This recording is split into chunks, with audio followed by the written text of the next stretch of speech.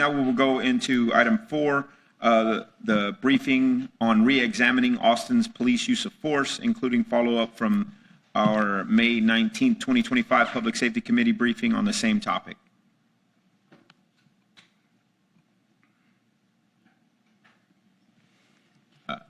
Welcome, Dr. Engel.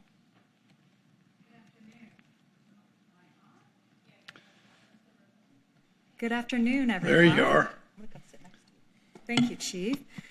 Good afternoon, Mayor and council members. It is such a privilege and a pleasure to be back here in your beautiful city. I'm Robin Engel. The clickers are currently right behind you. Oh, thank you. And they're directing me on how to be able to run the show here. I'm Robin Engel. I'm with the Ohio State University. You might have heard we have a football team. Oh, I'm not supposed to say that here. Oh, I was just kidding. Wow, it's been a while since I've seen a witness lose credibility so fast. Well, in fairness, I am new. There's nothing fair you can do at this point. No, you're done. You're done. And I have a Longhorns hat. Well, yeah. So, well, you started wrong. No, you can't. I'm off. I'm done. It's going to take you a while now.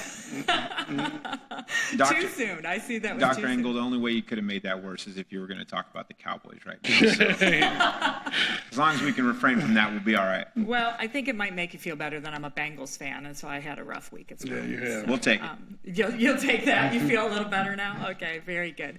Well, thank you so much for having me back today, and Chief, for you as well. I did want to come back to the committee and give you an update. You may recall the last I left off, I had spoken to this committee, I believe it was May 19th, and gave you an update on what we had done as a part of a use of force review.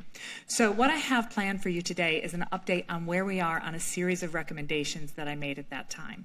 So my presentation will be relatively brief.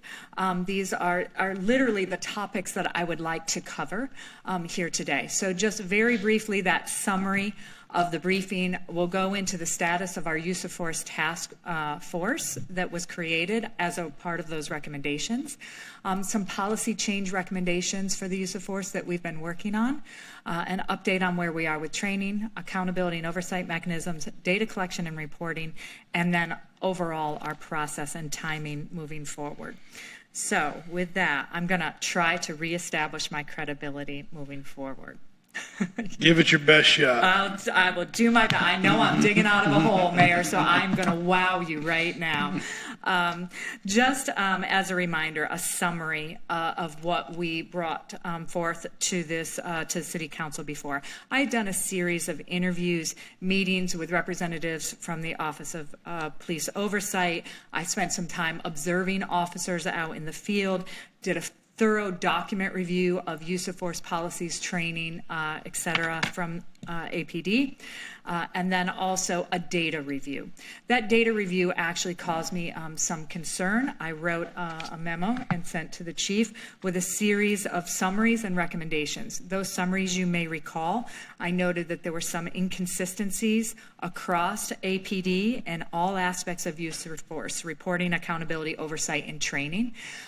While these things obviously were there and were present and issues, but we developed a plan for moving forward, so how we would address those inconsistencies.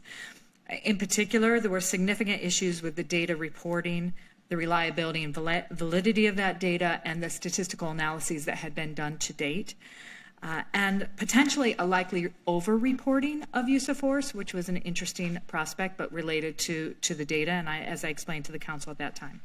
So for Chief Davis, I provided her with 11 recommendations. The first of which was to create a use of force task force from members within Austin Police Department, but also a member from OPO, so that we could take a deep dive into these issues collectively. That committee was put together, or that task force, we put that together in the spring. And when I was here in May, that committee members had already been named. That task force has 12 members. There are 3 co-chairs, myself, Assistant Chief Mike Chancellor, and Assistant Chief Lee Rogers. Chair that committee. We have 12 members representing training, Force Review Unit, Internal Affairs, George Sector. We have patrol officers that also serve on this, all ranks. Special Investigations Unit, some folks from Planning and Research, and then, of course, a representative from OPO. That task force met through the spring and early summer, and one of the things that we started to work on immediately was a recommendation of some series of policy changes related to use of force. And so that's where I'll spend a little bit of my time today. With you folks, talking about what some of those recommendations are. Just to tell you right now that use of force policy and changes to it are still in draft form. They've been circulated to a number of influential stakeholders to give us feedback on that draft, and we'll be moving forward with it relatively soon in the next few weeks. Chief, any comments on that? No, you're doing just fine, Robert. Okay, terrific. Yep. One of the first things that we did, if you take a look at this PowerPoint, you'll see the current general orders. There are General Orders 202 was called Response to Resistance, followed by Firearms, Leg Restraints, Control Devices, Taser, Inquiry, Reporting, and Review, and then finally an R2R Audit Group for General Order 212. So all of these policies were separate, although they sat in the suite of General Orders 200, but they were separate policies. One of the things that we've done is we've consolidated these now all under one policy. Now, while it's obviously heavy and thick policy, if you will, the reason for consolidation was so that we could really focus and recenter the entire suite of policies on the most critical pieces for use of force, and that is non-escalation and de-escalation tactics. And that way, this comes across in every single aspect of this new use of force policy. We did make also minor changes in language throughout. I was pleased to see that the bulk of these policies individually, the core components that meet best practice were already there. It was really just a matter of bringing them together, streamlining them, and as I said, making these updates to the language. But that recenter on de-escalation and non-escalation in many cases goes beyond the policy itself.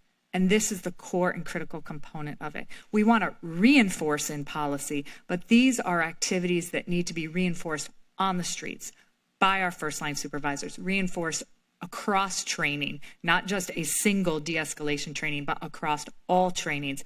It needs to be literally top down and throughout the agency. And I'm going to talk about how we plan to do that as well. There's also a new conceptualization and a recategorization on the use of force. I had mentioned to you folks previously that you had 4 different levels of force. And that force, when it was a level of force, what it meant was that it was just triggering the accountability and oversight mechanisms within the police agency. And so depending on which level it was, there was a different accountability flow and oversight function.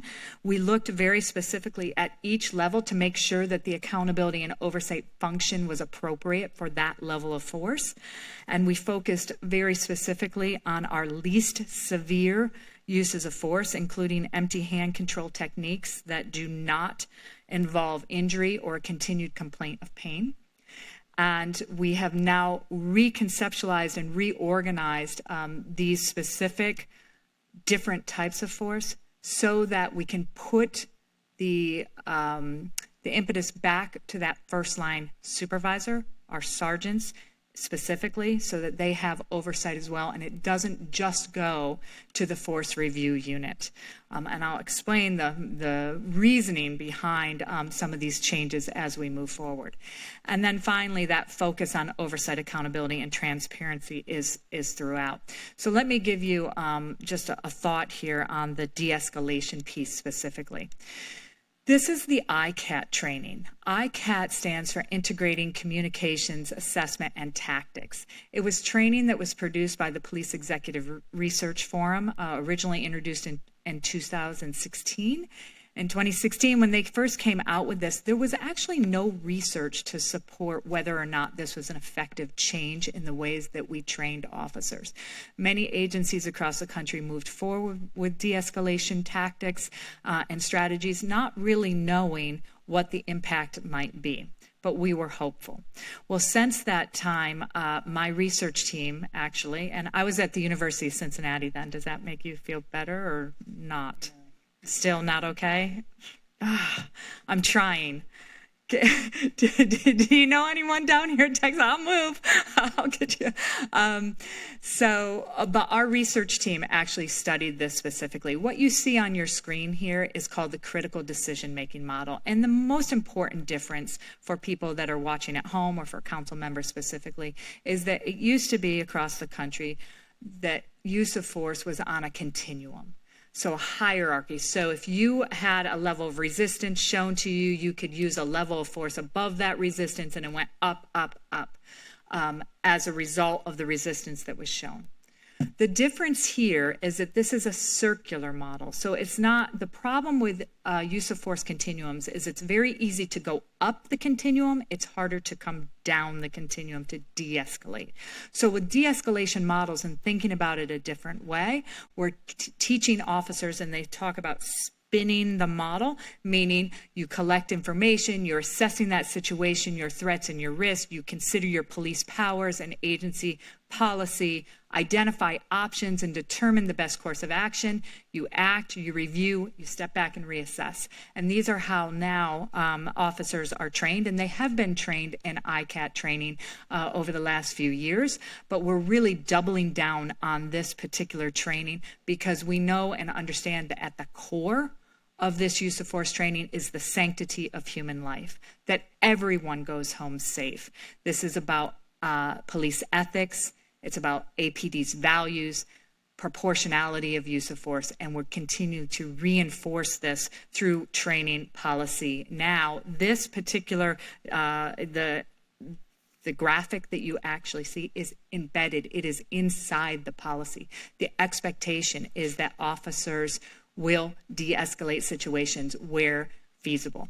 And so we're really working on this specifically with our language as well.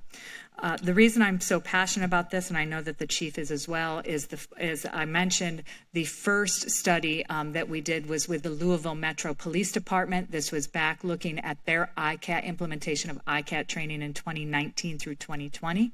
This was what we called a stepped wedge randomized control trial design. So in essence, the agency had different divisions of officers. Those divisions were randomly assigned to be trained first. We looked at that training and compared those officers that had been trained to those that had not yet been trained, and we did this for each step along the way until all officers were trained. And what we found in that study was a 28% reduction in use of force incidents, a 26% reduction in citizen injuries, and a 36% reduction in officer injuries as a result of this particular training.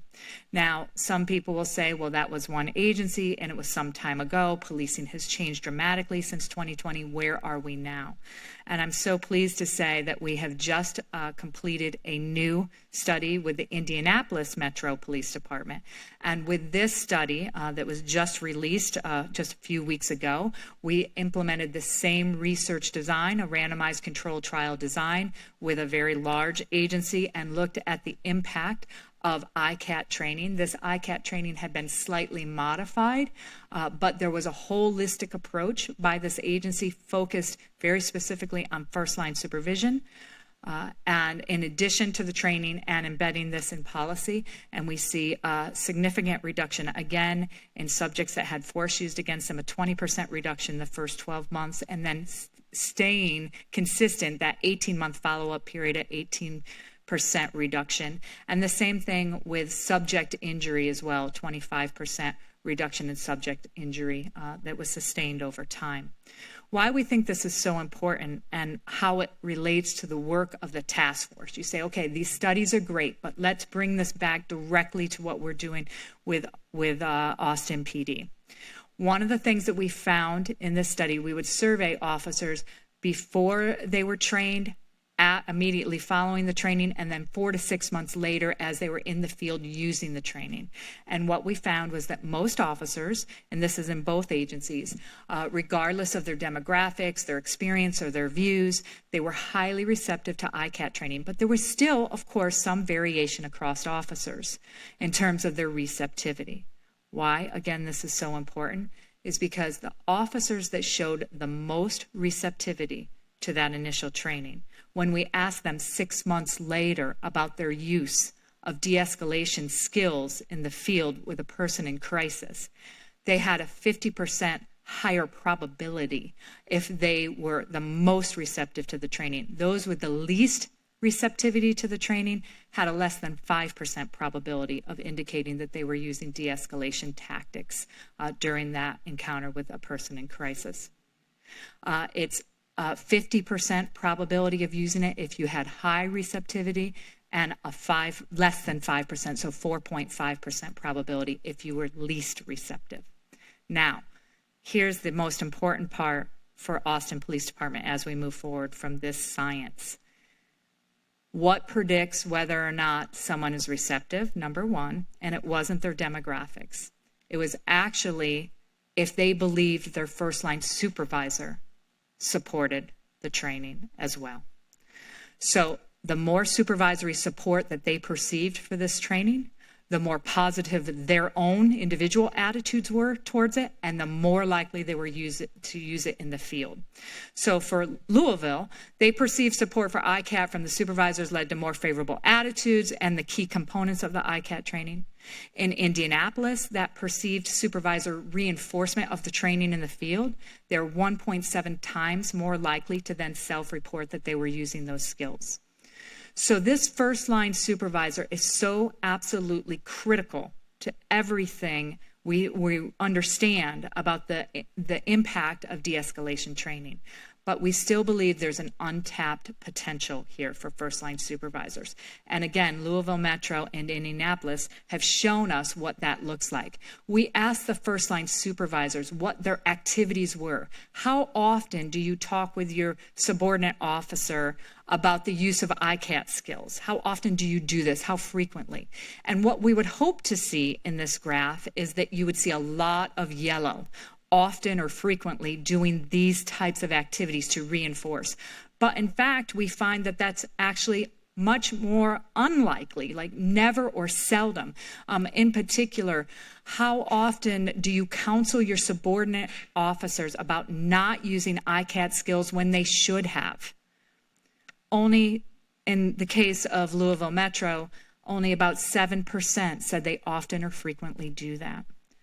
Well, we thought this was Louisville Metro, and again, this was back 2019 to 2020. Perhaps there have been changes since then. So with the Indianapolis study that we just recently concluded, we asked the same questions, and you'll see there's not much movement here. Again, this is untapped potential of the first line supervisors.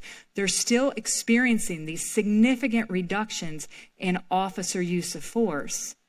And we know that officers are more likely to use de-escalation tactics and skills if their first-line supervisors support it. But we also know that there's more ways for those first-line supervisors to support it that they're not tapping into. So the potential here is really dramatic, I think, moving forward. And this, in Austin Police Department, is a great way to tie all of these things together. So in conclusion, the ICAT training that APD officers are already receiving, and they're getting enhancements in this ICAT training, this can be shown to reduce use of force and subjects that are injured. We know that the content and the delivery of this training really matters, and that trainee receptivity is critical. We also know that a focus on first-line supervisors could have the greatest both immediate and long-term impact on changing the culture and the understanding of use of force. So holistic approaches, policy, supervision, managerial reinforcement, all of these things are going to improve impact. And so we need to continually build this evidence base so that we can better understand these things and make sure that agencies are self-assessing. What we've done with the permission of Chief Davis is to move this forward here and really think about, then back to my discussion topics here, what are we going to do with that training, and how can we further enhance the ICAT training that is currently ongoing for officers in APD? But also, what can we do about first-line supervisor training? And a new training is being developed right now. Chief might be able to speak to that a little bit about what the Training Academy is up to. Yes, so all sergeants will come back for a 1 week of training. And so this is a week of, certainly things that are for my goals and for the things that we are pushing forward. And this is it, is how we move toward ICAT, more importantly, what their role is. And I've said this from the very beginning. There is, in a police department, there is no greater role than that of a frontline supervisor. Everything that I push from the top, it cannot get done if they don't have the buy-in there. And so it is incredibly important that this work continues and that we have those frontline supervisors, their buy-in, and not just their buy-in, but knowing the why we're doing what we're doing, and to see those reductions in, again, use of force, officer injury, all of those things matter when you care about your people and you're sending them out there to do a job that's best for the community as well. Thank you, Chief. And so that is one of the reasons why it may seem counterintuitive when you think about you have a force review unit, every use of force, except for the most serious, which go to a Special Investigations Unit, Internal Affairs takes those on. But there's a force review unit that sees the vast majority of use of force cases. But what we've done is taken the first line supervisor out of that oversight inadvertently with the process that we currently have. So thinking about those the least serious interactions that are considered currently as uses of force, and thinking about them as reportable incidents that are still reported, they're still tracked, but we give that information to that first line supervisor and have the first line supervisor as the individual that is initially investigating that particular incident, that reportable incident. And so we're really building back the importance and the potential of that first line supervisor. So all of these are things to come that are in process at this point. I'm so pleased to tell you a little bit about the data collection and reporting, because we have been able to clean up a lot of the errors and problems that we had in the use of force data. There is an analyst that is in your research and planning section, Dr. Sina Kang, who is amazing. She has been doing tremendous work. And I asked her to take a look at the Kroll report, their initial use of force analysis. My team led that analysis. I wasn't on the Kroll team, but rather had been hired to do that part. And we have now recreated that for the 2024 data. So you'll have a robust mechanism of annual reporting. That has also been automated so that in 2025, you will automatically be able to get that rich information that goes beyond the current reporting and explains actually what those trends and patterns look like. And it'll give more information back to both APD but also to the community. So all of that is moving forward. I think a great work that's being done internally that I'm overseeing as we move forward. So in terms of process and timing, we have a lot before us. I'll be meeting again with our task force tomorrow morning, laying out the next series of paths moving forward, and trying to make sure that when that new use of force policy is in place, that we have the appropriate training in place as well. Working directly again with OPO and Director McCant. Has been advised on a lot of this work as well, and working in partnership. We've also briefed City Legal. I went this morning and met with Travis County District Attorney's Office. I've met with Assistant City Manager John Fortune, and now, of course, briefing with you folks. So with that, I'm happy to take any questions that you may have. Thank you, Dr. Engel. Colleagues? I just want to say thanks, and I particularly appreciate the data about frontline, and supervisors and the role that they play and all that. And I'll say that my impression is a very positive impression of how the chief, from the very top, is reinforcing the concept of de-escalation and how we approach even what are somewhat routine events where we have large groups of people together. I've watched that up close and personal, and I think that's just part and parcel of this whole approach. So I want to say thanks for what you're putting together, but Chief, I also just want to say thank you to you for what I already see as your leadership in this area. So we can still be friends? I can like your work. Well, thank you. I'll take that. I can like your I'll take work, that, yeah. and I'll walk away quietly. Thank you. Dr. Engel, Chief, thank y'all so much for the president. Oh, I'm sorry. Councilmember Duchin? Thank you, Chair. I just have one question, and it's, well, first of all, let me say, agree with the mayor's comments. Very encouraged by how rigorous you all have been with collecting data and trying to assess how to move forward in a way that encourages de-escalation and additional training. The question I've got is actually about technology, and I'm wondering if it's come up as part of it, because it's come to my attention that my understanding is we have swapped out the tasers for some officers with a sort of more accurate, superior taser device.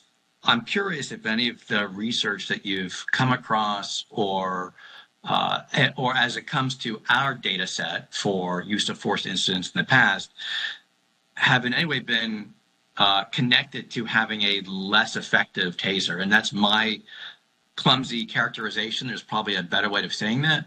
But if technology is a piece of why officers may have escalated because the taser didn't do the work that we hoped it would do, and so then they escalated to the next step, is that something you all have looked at? And is that something that would come up as part of this or other research that you're digging into?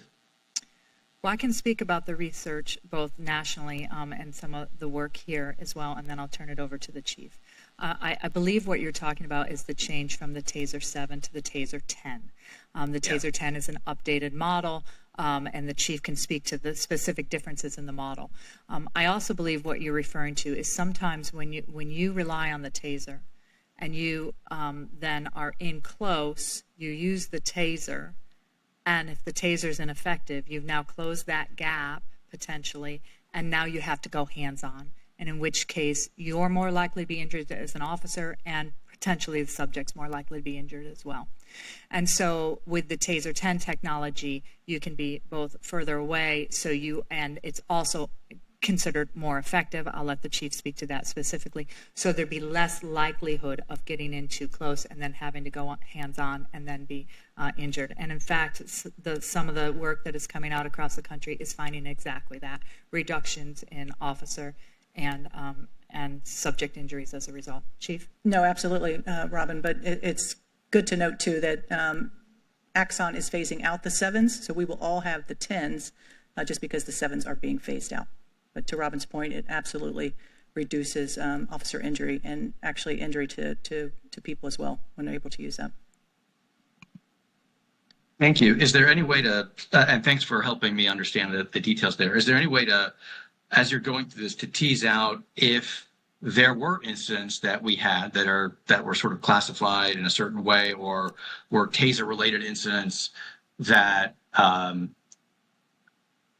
that maybe going forward, those incidents would have been addressed a different way? Is there a way to look at data and say, this technology potentially caused an escalation as a result of it being not as effective as current technology? And I guess how much of that is driving part of, outside of the training, outside of the reporting from today, is driving part of the de-escalation discussion? Well, I can speak to not necessarily your data specifically, but there are other studies that I've conducted with other agencies where we're able to look at the effectiveness. So you could have a use of force report and the effectiveness of that particular tactic and whether or not the officer perceived that tactic as effective. In those cases, Taser was often considered the least effective measure in terms of a control tactic or tool because it had a higher failure rate, particularly in climates where there are, heavy jackets, colder climates, right? You're not getting the probes that will penetrate. So there was, concern about that specifically. I can also tell you in one agency where I worked, we found that female officers were more likely to use tasers. Tasers were more likely to fail, and those female officers had a higher injury rate than male officers because they were then, again, forced to go hands-on when you have a few other options. The great thing about the critical decision-making model as part of the ICAT training is that you're constantly, if you will, spinning the model, thinking about time, distance, cover, other options. And that's part of that de-escalation piece, including a less lethal options, right? So, for example, the taser, but other options as well. And so training officers to think that through, I think, will also benefit in addition to having better, stronger technology to use. Yeah, I agree. I think it's important to note, too, is this is when you look at using ICAT, it is not for people with guns. And so, you talk about de-escalation, we're talking about with knives, with bats, with those, with fists, those type of things. And so what does that look like? Again, ICAT and this training, it's all going to come down to the training we're going to have at the academy. Part of our officers have already been through that, but as we're pushing it through again and having those sergeants come back in for this 1 week training, these are things that are going to be reiterated, and that training is going to be through scenarios on how we move forward. But if you can slow down and you think about a SWAT officer, right? That's kind of the epitome of, you think of, okay, the officer, SWAT, what they do. That is what they do. They slow things down.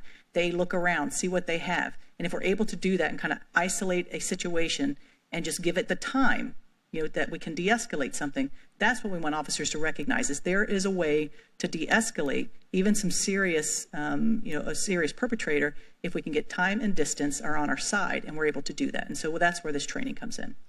And the final thing I'll just note about technology, there are quite a few agencies that are moving to DFR programs, drones as first responder programs. And as part of that, sending the drone when the call for service first comes in so that you can get eyes on before officers arrive. It gives them that additional time to understand what those dynamics are so that you're not rushing into a situation that you don't know or can see all of what's happening. And we are in the middle, well, we're just beginning. We're not in the middle. We're just in the beginning of a study with 10 large agencies across the country to understand if that's actually impacting officer safety. We know anecdotally that it is making not just the officer safer, but again, the subject safer as well, because the officers approach with more information readily available to them. So we often don't think about drones as an officer safety measure, but it most certainly is, at least again anecdotally, demonstrating that impact, and we'll have now more information moving forward over the next year and a half of what that impact looks like in a more scientific way. And I'm very much looking forward to those results. Thank you for helping me better understand that and clarify that. Great. Thank you. Colleagues, any other questions? Thank you. Thank you. Colleagues, we'll now take up item number 7, and that is to identify items to discuss in future meetings. If anybody has anything, if y'all wanted to daylight now, and/or you can email me and/or the District 3 Chief of Staff. Without any items on item number 7, the